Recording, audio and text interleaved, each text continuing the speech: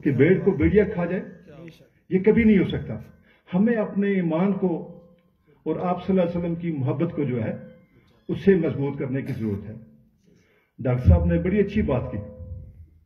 इस वक्त पाकिस्तान के अंदर हमारे यहाँ जितने भी मुसालिक हैं, अल्लाह ताला सबको सही रास्ते पे चलने की, मुझे सही रास्ते पे चलने की तौफीक अता फरमाए। आमीन। यहाँ उलमा इकराम भी बड़ी तादाद में मौजूद हैं। मैं आपसे ये अर्ज करूंगा कि मिंबर और मीडिया का बहुत अहम किरदार है, लेकिन मैं अफसोस से कहता हूं अपने मीडिया के हवाले से हम वो अपना किरदार उस तरीके से अदा नहीं कर रहे।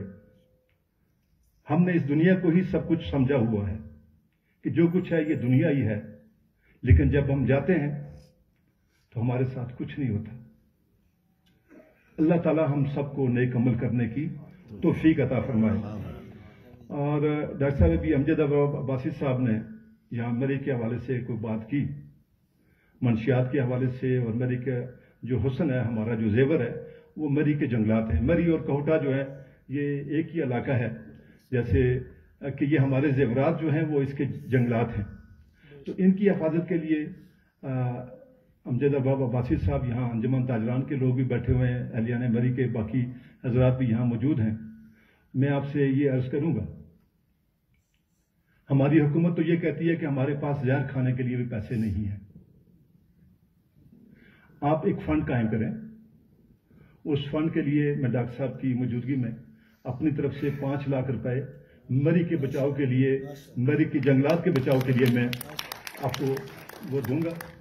और इसमें जितने भी हमारे यहाँ सोहेल साहब बैठे हुए हैं अंजुमन ताजरान के, ये भी माशाल्लाह बड़े मरी के अंदर अच्छे लोग हैं, दिल रखने वाले लोग हैं।